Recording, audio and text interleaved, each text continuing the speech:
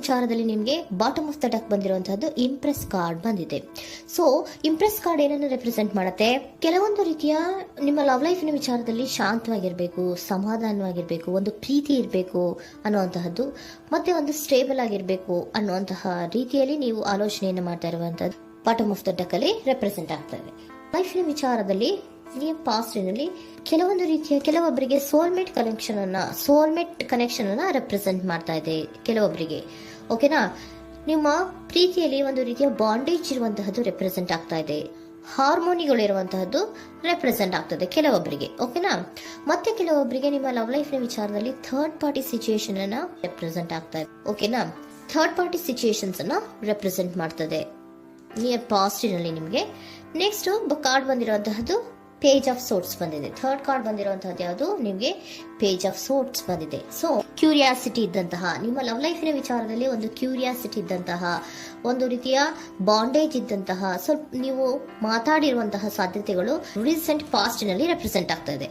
So ನಿಮ್ಮ love ಲೈಫಿನ ವಿಚಾರವಾಗಿ ಒಂದು ರೀತಿಯ ಬಾಂಡೇಜ್ ಇರುವಂತಹದ್ದು, ನೀವು ಕೆಲವೊಬ್ಬರಿಗೆ ಥರ್ಡ್ ಪಾರ್ಟಿ ಸಿಚುಯೇಷನ್ ಮತ್ತೆ ಕೆಲವೊಬ್ಬರಿಗೆ ಸೋಲ್ಮೇಟ್ ಕನೆಕ್ಷನ್ ಅನ್ನ ರೆಪ್ರೆಸೆಂಟ್ ಮಾಡ್ತಾ ಇದೆ. ಮತ್ತೆ ನಿಮ್ಮ ಲವ್ ಲೈಫಿನ ವಿಚಾರದಲ್ಲಿ ನೀವು ಮಾತಾಡಿರುವಂತಹದ್ದು ಕೂಡ ಕೆಲವೊಂದು ರೀತಿಯ ಮಾತುಕತೆಗಳು ಆಡಿರುವಂತಹದ್ದು, ಹೊಸ ಐಡಿಯಾಗಳನ್ನ ಮಾಡಿರುವಂತಹದ್ದು ಇಲ್ಲಿ ರೆಪ್ರೆಸೆಂಟ್ ಆಗ್ತದೆ. ಮೇ ಬಿ ನೀವು ಫ್ರೆಂಡ್ಸ್ ಗಳ ಮೂಲಕ ನೀವು ನಿಮ್ಮ ಪರ್ಸನ್ ಅನ್ನ ಭೇಟಿಯಾಗಿರಬಹುದು.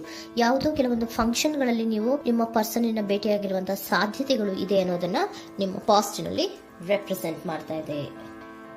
ನೆಕ್ಸ್ಟ್, ಅಟ್ ಪ್ರೆಸೆಂಟ್ನಲ್ಲಿ ಯಾಕೋ ನಿಮ್ಮ ಲವ್ ಲೈಫಿನ ವಿಚಾರದಲ್ಲಿ ಫೀಲಿಂಗ್ ಲೆಫ್ಟ್ ಔಟ್ ಆಗಿರುವಂತಹ ಸಾಧ್ಯತೆಗಳು ರೆಪ್ರೆಸೆಂಟ್ ಆಗ್ತಾ ಇದೆ. ಅಟ್ ಪ್ರೆಸೆಂಟ್ನಲ್ಲಿ ಯಾಕೋ ಕೆಲವೊಂದು ರೀತಿಯ ಚಿಂತೆಗಳಿರುವಂತಹದ್ದು, ವರೀಸ್ಗಳಿರುವಂತಹದ್ದು, ಬೇಜಾರಿನಲ್ಲಿ ನಿಮ್ಮ ಲವ್ ಲೈಫಿನ ವಿಚಾರದಲ್ಲಿ ಇರುವಂತಹದ್ದು ರೆಪ್ರೆಸೆಂಟ್ ಆಗ್ತಾ ಇದೆ.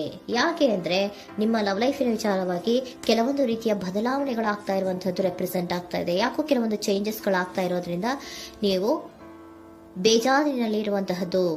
ನಿಮ್ಮ ಲವ್ ಲೈಫಿನ ವಿಚಾರವಾಗಿ ಯಾಕೋ ಪರಿಸ್ಥಿತಿಗಳು ಅಷ್ಟು ಚೆನ್ನಾಗಿಲ್ಲದೆ ಇರುವಂತಹದ್ದು ರೆಪ್ರೆಸೆಂಟ್ ಆಗ್ತಾ ಇದೆ. ಯಾಕೋ ಕೆಲವು ಬದಲಾವಣೆಗಳು, ಚೇಂಜಸ್ಗಳು ಆವಾಗಿಂದ ಆವಾಗಲೇ ಆಗ್ತಾ ಇರುವಂತಹದ್ರಿಂದ ನಿಮಗೆ ಬೇಜಾರಾಗಿರುವಂತಹದ್ದು ರೆಪ್ರೆಸೆಂಟ್ ಆಗ್ತಾ ಇರೋದು. ಮತ್ತೆ ಥರ್ಡ್ ಕಾರ್ಡ್ ಬಂದಿರುವಂತಹದ್ದು ಕ್ವೀನ್ ಆಫ್ ವ್ಯಾಂಡ್ಸ್ ಬಂದಿದೆ. ಸೊ ಕ್ವೀನ್ ಆಫ್ ವ್ಯಾಂಡ್ಸ್ ಏನಕ್ಕೆ ನಿಮಗೆ ಪದೇ ಪದೇ ಚೇಂಜಸ್ಗಳಾಗ್ತಾ ಇದೆ? ಆ ಚೇಂಜಸ್ಗಳಿಂದ ಯಾಕೋ ಕೆಲವೊಂದು ರೀತಿಯ ವೇರಿಯೇಷನ್ಗಳು ಆಗ್ತಾನೆ ಇರೋದ್ರಿಂದ ನಿಮಗೆ ಬೇಜಾರಾಗ್ತಾ ಇದೆ. ಸೊ ಅದಕ್ಕೋಸ್ಕರ ನೀವೇನ್ ಮಾಡ್ತೀರಾ? ಬಹಳ ಧೈರ್ಯವಾಗಿ ಕೆಲವೊಂದು ನಿರ್ಣಯಗಳನ್ನ ಮಾಡುವಂತಹ ಸಾಧ್ಯತೆಗಳು ಅಟ್ ಪ್ರೆಸೆಂಟ್ ನಲ್ಲಿ ರೆಪ್ರೆಸೆಂಟ್ ಆಗ್ತಾ ಇದೆ.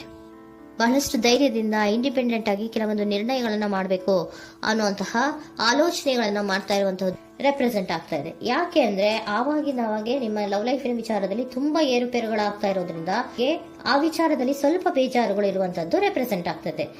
ಇನ್ ಇಮಿಡಿಯೇಟ್ ಫ್ಯೂಚರಿನಲ್ಲಿ ಯಾಕೋ ನೀವು ಕೆಲವೊಂದು ವಿಚಾರಗಳಲ್ಲಿ ನೋಡಿ ಆತಂಕ ಪಡ್ತಾ ಇರುವಂತಹ, ಎಗೇನ್ ಬೇಜಾರನ್ನ ಪಡ್ತಾ ಇರುವಂತಹದ್ದು, ನಿದ್ರಾಹೀನತೆಯನ್ನ ಮಾಡ್ಕೋತಾ ಇರುವಂತಹದ್ದು, ಸ್ಟ್ರೆಸ್ಸಿನಲ್ಲಿ ಇರುವಂತಹದ್ದು ರೆಪ್ರೆಸೆಂಟ್ ಆಗ್ತಾ ಇದೆ.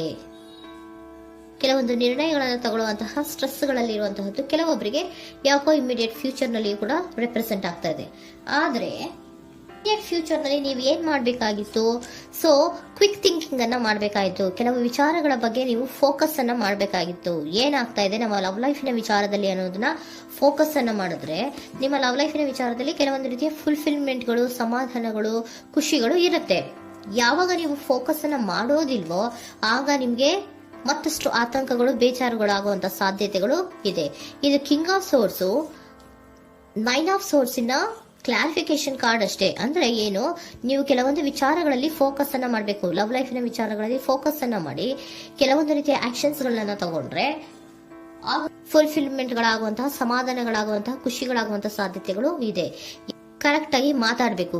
ಏನ್ ಮಾತಾಡಬೇಕು ನಿಮ್ಮ ಲವ್ ಲೈಫಿನ ವಿಚಾರವಾಗಿ ಕರೆಕ್ಟ್ ಆಗಿ ಮಾತಾಡಿ ಕೆಲವೊಂದು ರೀತಿಯ ಕ್ಲಿಯರ್ ಥಿಂಕಿಂಗ್ ಅನ್ನ ಮಾಡಿ ಕ್ವಿಕ್ ಆಕ್ಷನ್ಸ್ ಅನ್ನ ತಗೊಳ್ಳುವಂತಹದ್ದು ರೆಪ್ರೆಸೆಂಟ್ ಆಗ್ತಾ ಇದೆ. ಓಕೆನಾ? ಇದಿಷ್ಟು ನಿಮ್ಮ ಕಾರ್ಡ್ಸ್ ನ ರೀಡಿಂಗು. ನೆಕ್ಸ್ಟ್, ಏಂಜಲ್ ಗೈಡೆನ್ಸ್ ನಿಮ್ಗೆ ಏನ್ ಹೇಳ್ತಾ ಇದ್ದಾರೆ ಅನ್ನೋದನ್ನ ನೋಡೋಣ. ನಿಮ್ಮ ಲವ್ ಲೈಫಿನ ವಿಚಾರವಾಗಿ ಏಂಜಲ್ ಗೈಡೆನ್ಸ್ ಏನ್ ಕೊಡ್ತಾ ಇದ್ದಾರೆ? ವೇಟ್ ಅಂತ ಹೇಳ್ತಾ ಇದ್ದಾರೆ. ಸ್ವಲ್ಪ ತಾಳ್ಮೆಯಿಂದ ಇರೋ, ಅವಸರದಲ್ಲಿ ಯಾವ ನಿರ್ಧಾರವನ್ನ ಕೂಡ ಮಾಡಬೇಡ ಅನ್ನೋದನ್ನ ಏಂಜಲ್ ಗೈಡೆನ್ಸ್ ಕೊಡ್ತಾ ಇದ್ದಾರೆ. It's up to you. ಇದು ಎಲ್ಲ ನಿನಗೆ ಬಿಟ್ಟಿರುವಂತಹದ್ದು.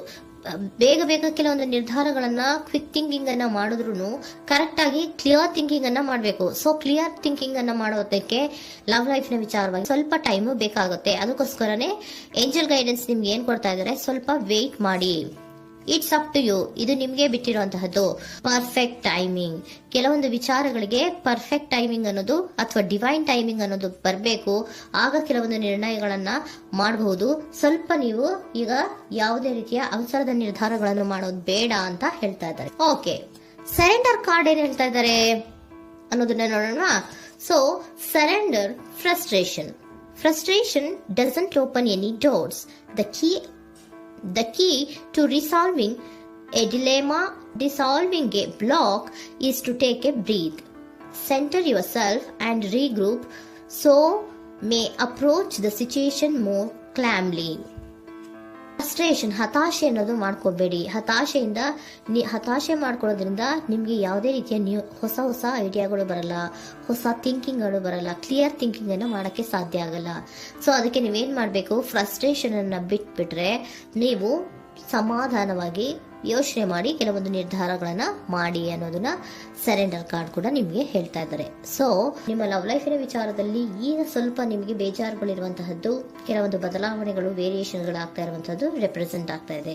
ಸೊ ನಿಮ್ಮ ಲವ್ ಲೈಫಿನ ವಿಚಾರಕ್ಕೆ ಫ್ಯೂಚರಿನಲ್ಲಿ ಕೆಲವೊಂದು ಆಕ್ಷನ್ಸ್ ಅನ್ನ ತಗೋಬೇಕಾದ್ರೆ ಸ್ವಲ್ಪ ವೇಟ್ ಮಾಡಬೇಕು, ಕ್ಲಿಯರ್ ಆಗಿ ಥಿಂಕ್ ಮಾಡಬೇಕು, ಅದರಲ್ಲಿ ಆಕ್ಷನ್ಸ್ ಅನ್ನ ತಗೋಬೇಕು ಅನ್ನೋದನ್ನ ಹೇಳ್ತಾ ಇದ್ದಾರೆ. ಓಕೆನಾ? ಆಗ ಮಾತ್ರ ನಿಮ್ಗೆ ನಿಮ್ಮ ಎನರ್ಜಿಯಲ್ಲಿ ಏನ್ ಶಾಂತತೆ ಬರಬೇಕು ಅಂತ ಹೇಳ್ತೀರಲ್ಲ, ಆ ಶಾಂತತೆ ಏನ್ ಬರಬೇಕು, ಲವ್ ಲೈಫಿನ ವಿಚಾರವಾಗಿ ಶಾಂತತೆ ಯಾವಾಗ ಬರುತ್ತೆ ಅಂದ್ರೆ ನೀವು ಕ್ಲಿಯರ್ ಥಿಂಕಿಂಗ್ ಅನ್ನ ಮಾಡಿದಾಗ ಮಾತ್ರ ಬರುವಂತಹದ್ದು ಅನ್ನೋದು ಕಾರ್ಡ್ಸ್ಗಳಲ್ಲಿ ರೆಪ್ರೆಸೆಂಟ್ ಆಗ್ತದೆ.